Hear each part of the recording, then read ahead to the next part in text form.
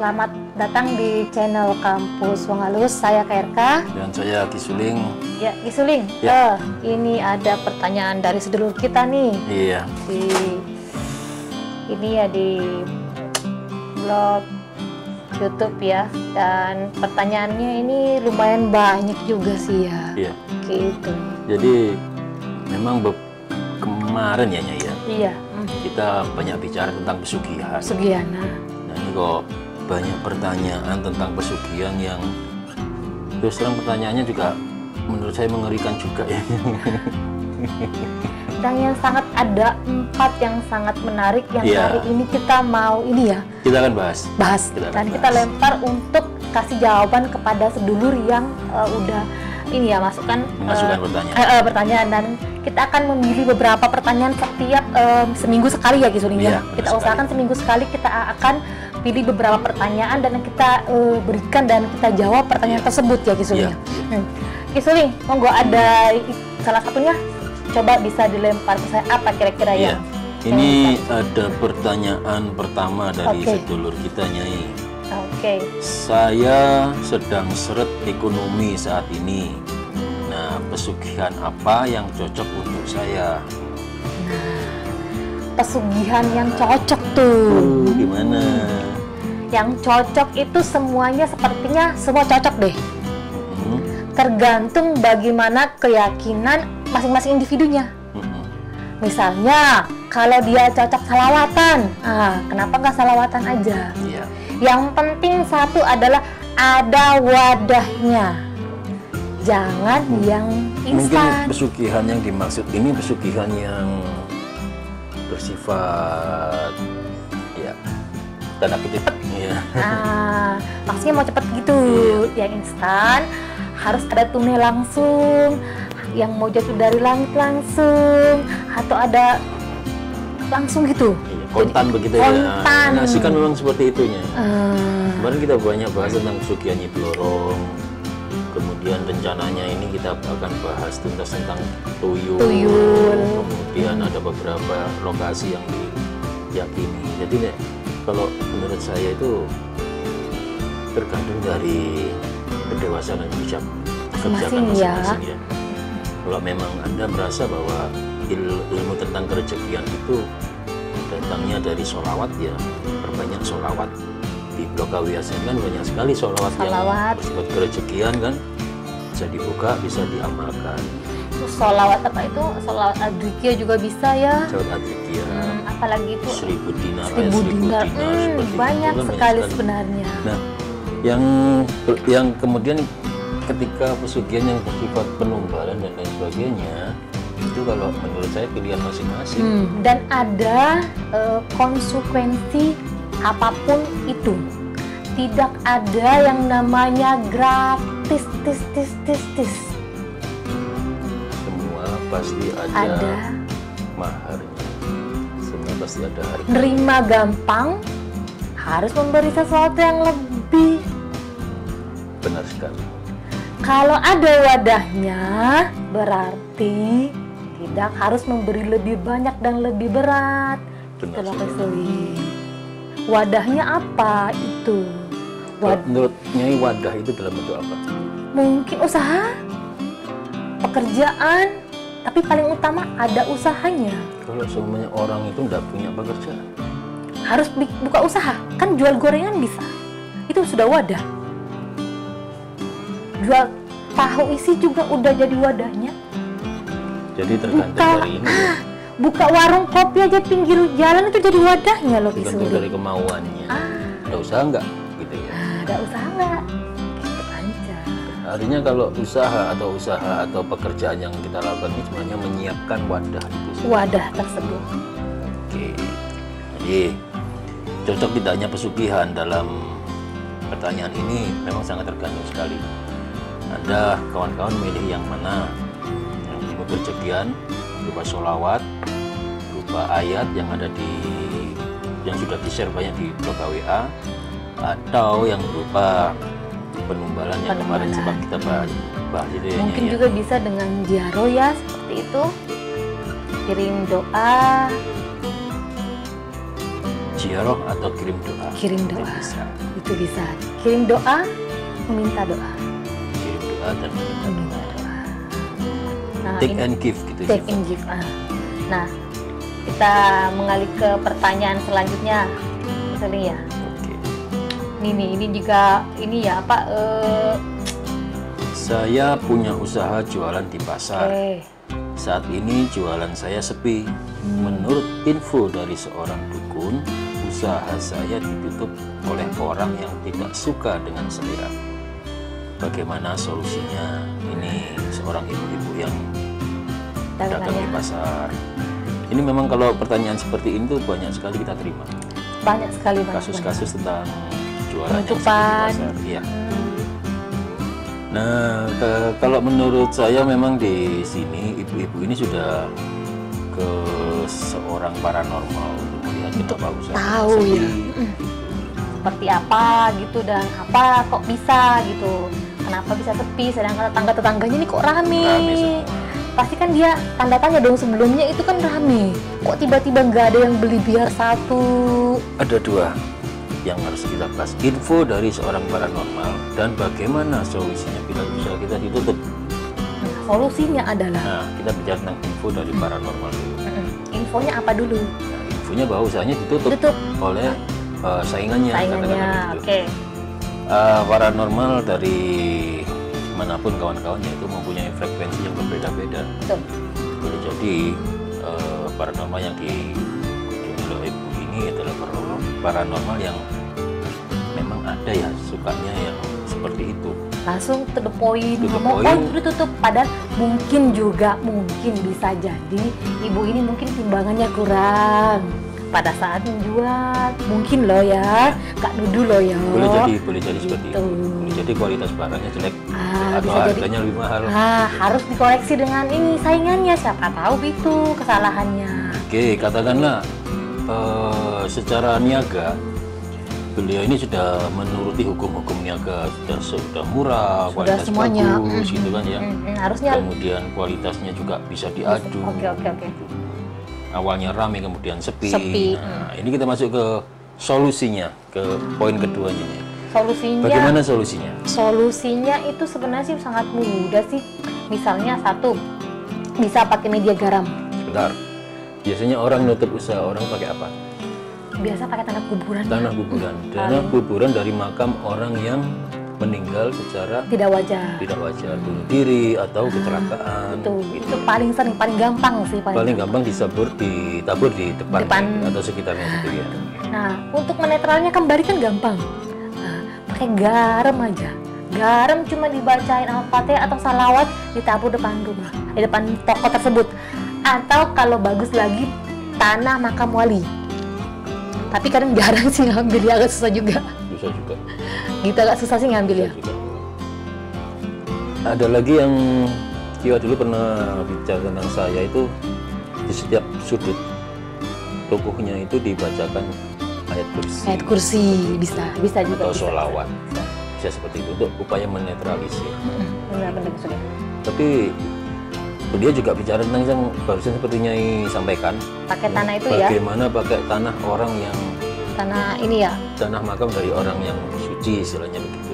Jadi ini netralisis lagi kembali. Netralisir kembali. Itu sih sangat mudah sekali ya sebenarnya ya juga ya. Kalau memang paham Iya. gitu. Caranya seperti apa? Oke. Next, Nyai. Oke, isulin selanjutnya ini loh yang ketiga ya. Nah ini lucu nih. Pertanyaannya nih sangat lucu dan minta saran nih. Saya ingin menikah dengan jin agar bisa mencukupi kehidupan atau kebutuhan hidup. Mohon sarannya. Menurut isulin gimana nih? Kalau tentang kisah asmara manusia dengan manusia itu sangat senang sekali dibahas mulai zaman Nabi Adam sampai sekarang nggak pernah putus permasalahannya. Pernikahan manusia dengan jin itu memang pernah terjadi dan memang tujuannya banyak sekali. Banyak sekali, oke. Salah satunya untuk kekayaan. Kalau saya sarankan ya Jangan. jangan. Sedulur. Oke, kita flashback ke belakangnya tentang pernikahan manusia dengan jin.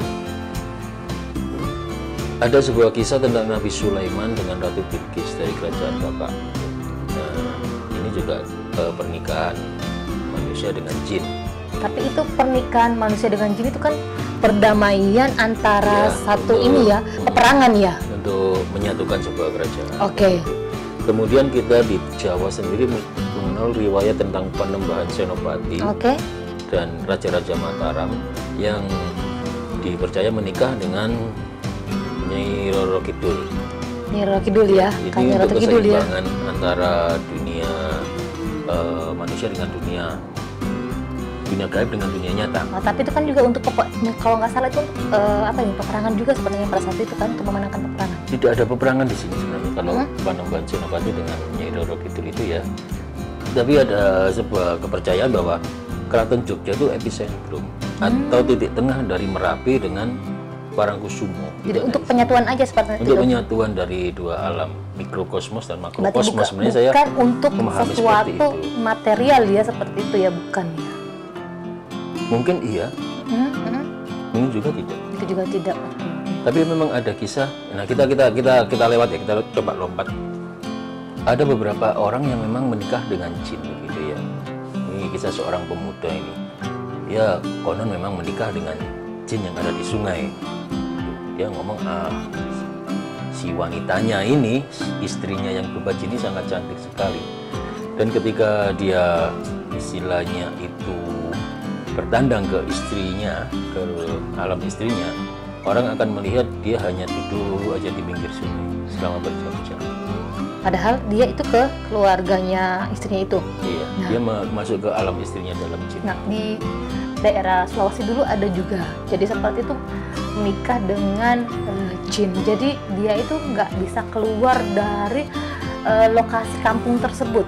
Tapi ibaratnya itu benar-benar kaya raya. Jadi kemanapun kapalnya itu jalan, itu pasti mendapatkan tanggapan ikan yang sangat banyak. Tapi setiap beliaunya itu menikah, tidak pernah lewat dari 3 hari pernikahan dengan manusia. Cerai atau menikah? Istrinya menikah.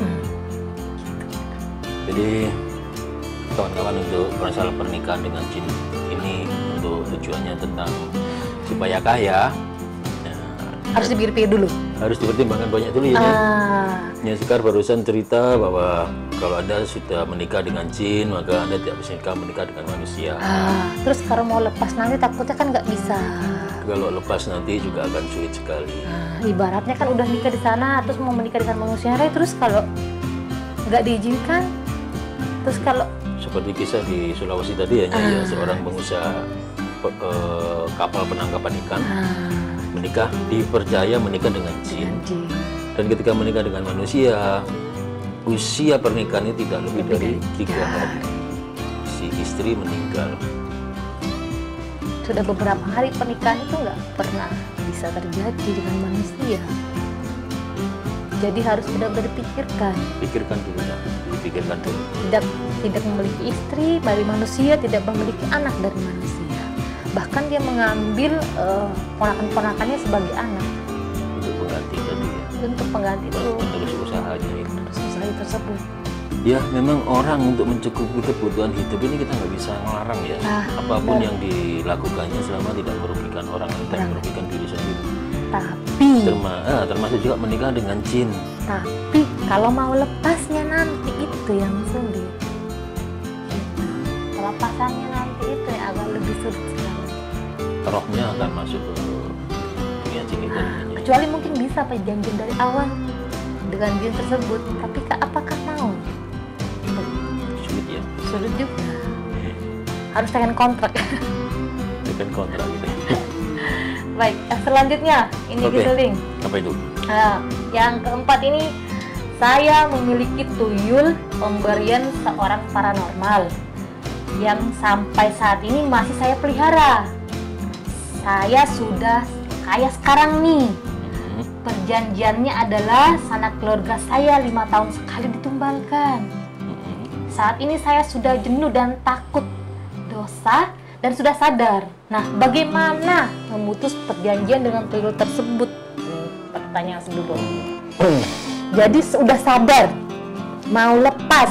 Nah, ya, sadarnya berarti sudah ketika kaya sudah baru sadar ya kalau itu dosa gitu istilahnya. Jadi mau sama dengan perjanjian sama kawin sama jin. Ini agak sulit juga ya kita ya. Memiliki tuyul dari seorang paranormal ketika sudah kaya Mau dilepas. Perjanjiannya sanak keluarga saya 5 tahun sekali diubahkan. Sekarang ngomongin memutus perjanjian dengan tuyul tersebut. Caranya tuh gimana tuh dia mau lepas tuh?